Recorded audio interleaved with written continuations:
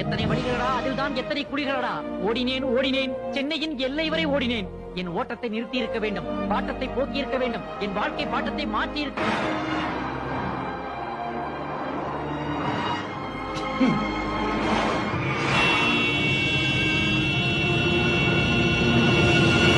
இப்பதான் எனக்கு ஒரு விஷயமே புரியுது. நம்ம பைக்ல போயிட்டு போது திடீர்னு ஒரு நாய் குறுக்க வரும்ல,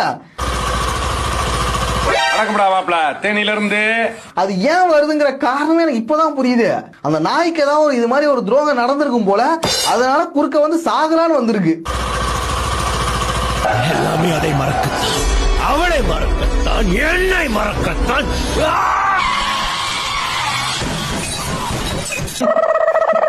அவளை மறக்கத்தான், என்னை மறக்க